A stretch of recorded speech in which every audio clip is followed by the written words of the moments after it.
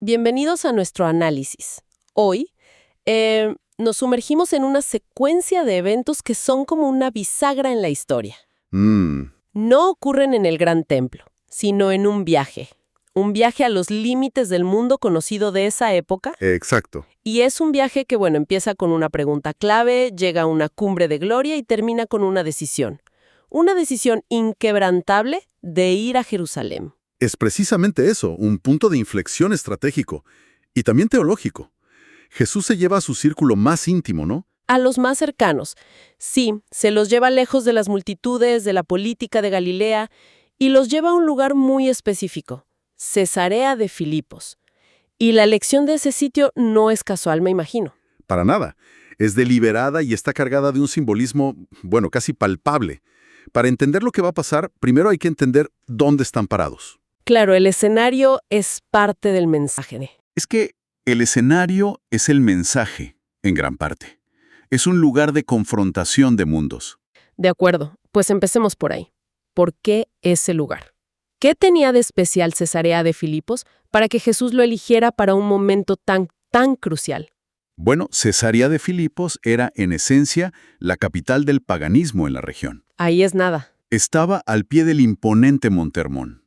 Y su característica principal era un acantilado enorme de roca rojiza, con una cueva muy oscura en la base.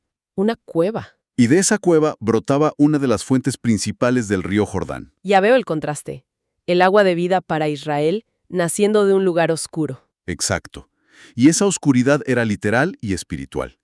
La cueva estaba consagrada al dios griego Pan. ¿El que era mitad hombre, mitad cabra? Ese mismo. Y todo el lugar estaba lleno de nichos, de huecos tallados en la roca con estatuas de dioses. Para un judío de la época, caminar por ahí era... Sofocante. Sí, espiritualmente opresivo. De hecho, la creencia popular era que esa cueva era una entrada literal al inframundo. La llamaban la Puerta del Hades. ¡Wow! O sea, no es solo un lugar pagano, es que se consideraba una conexión directa con el reino de la muerte. Correcto. Y a esa capa de paganismo, súmale el poder político. Justo frente a la cueva, Herodes el Grande había construido un templo majestuoso de mármol blanco. ¿Y a quién estaba dedicado? Al emperador, a César Augusto, a quien adoraban como hijo de un dios. Claro. El mensaje visual era abrumador. Tenías la roca de los dioses paganos por un lado y el templo del dios emperador por el otro. Y es ahí, en ese teatro de poder, donde Jesús hace la pregunta más importante de todas. Entonces, en este lugar tan cargado con ídolos de piedra y la sombra del poder de Roma, Jesús lanza la pregunta. Aquí es donde se pone realmente interesante. Así es, y fíjate cómo lo hace. Primero, como una especie de encuesta de opinión. ¿Quién dice la gente que soy yo? Y los discípulos le dan las opciones populares. Claro, le dicen, pues que eres Juan el Bautista, que ha resucitado, o el profeta Elías o Jeremías, todas figuras muy honorables, ¿eh? Claro. Pero del pasado. Exacto. Insuficientes.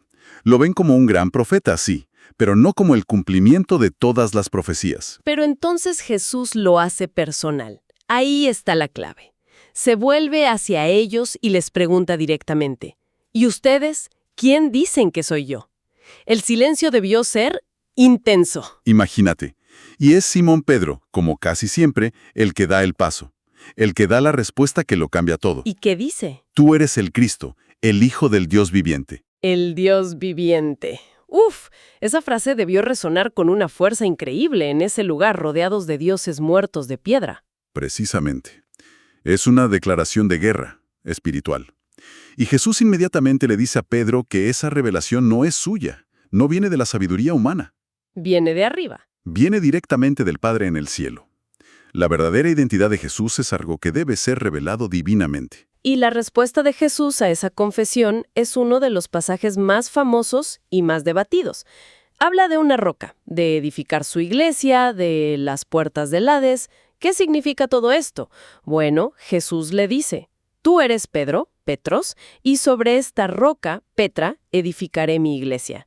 Hay un juego de palabras ahí. Sí, en el griego original es muy claro. Petros es una piedra, un canto rodado, algo que podrías mover.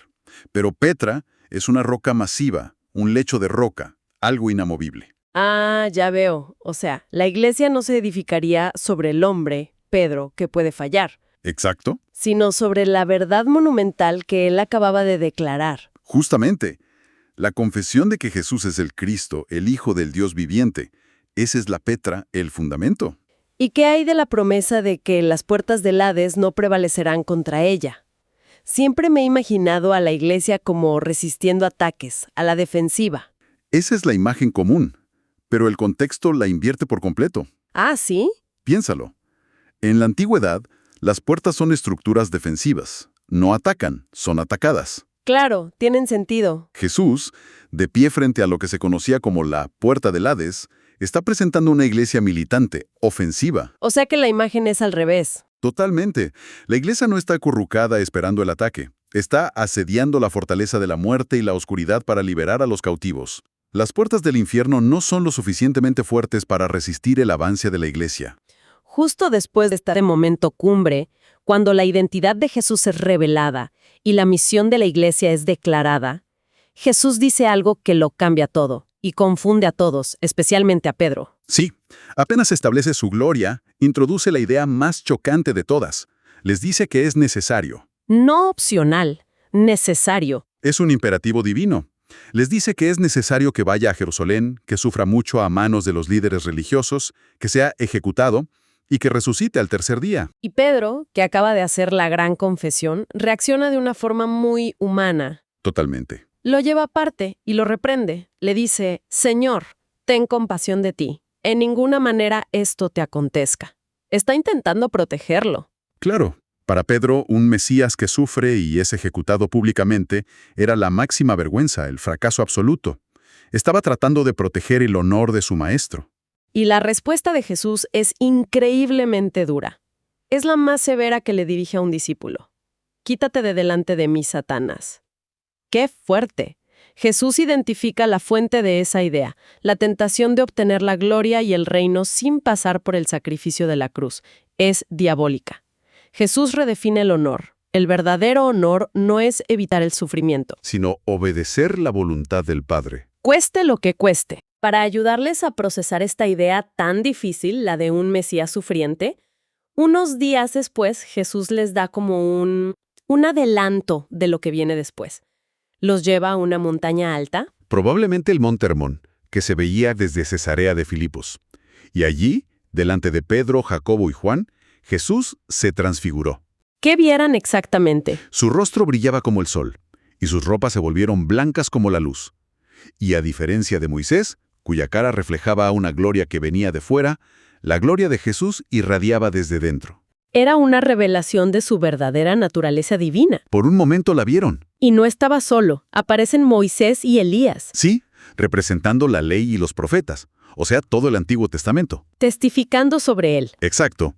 Y el Evangelio de Lucas nos dice de qué hablaban. Hablaban de su partida, o en griego, su éxodo, que iba a cumplir en Jerusalén. Eso es brillante. Su muerte en la cruz no es una derrota, es el nuevo éxodo definitivo. Es la gesta heroica que va a liberar a toda la humanidad de la esclavitud del pecado y la muerte. Y entonces, una voz del cielo lo confirma todo. Una nube luminosa, la Shekinah, la presencia visible de Dios, los cubre. Y una voz desde la nube declara: Este es mi Hijo amado, en quien tengo complacencia, a él oíd. Es la confirmación divina final. La era de la ley y los profetas ha culminado en Jesús. Ahora, Él es la voz suprema y final de Dios. Pero no pueden quedarse en esa experiencia gloriosa en la montaña. Abajo, en el mundo real, los problemas continúan. El contraste es brutal. Bajan de la montaña y se encuentran con los otros 9 discípulos, totalmente impotentes. ¿Qué pasaba? Eran incapaces de sanar a un muchacho atormentado. Y el lamento de Jesús es profundo. Oh generación incrédula y perversa. Habían recibido autoridad, pero fracasaron. ¿Por qué fracasaron? Jesús les dice que es por su poca fe y que este género no sale sino con oración. Ah, Parece que habían caído en una rutina. Intentaban usar el poder como una técnica, desconectados de la fuente de ese poder. La lección es clara entonces. Las experiencias gloriosas en la montaña deben fortalecer nuestra fe para poder enfrentar y ministrar en el valle del sufrimiento humano. Exacto. La gloria es para el servicio. Entonces, ¿qué significa todo este viaje? Hemos pasado de una confesión que funda la Iglesia en un centro pagano, a la predicción de la cruz y a un vistazo de la gloria divina en una montaña. Este conjunto de eventos lo redefine todo. Jesús se revela no como un rey político que va a conquistar con la espada, sino como algo mucho más grande. Sino como el Hijo del Dios viviente, el Rey que va a establecer su reino a través del sacrificio del nuevo Éxodo. Confirma su identidad, corrige las expectativas de sus seguidores y establece su autoridad suprema. Y con esto se da vuelta y afirma su rostro para ir a Jerusalén, como dice la Escritura. Sabe lo que le espera, pero avanza con una resolución inquebrantable. El viaje a Jerusalén apenas comienza. La historia nos muestra a un rey que se dirige voluntariamente a ser coronado a través del sacrificio. Y esto nos deja con una pregunta para reflexionar. A ver. ¿Cómo choca esta idea de poder y victoria que pasa por la cruz con nuestras propias ideas sobre lo que significa ganar y tener éxito en la vida?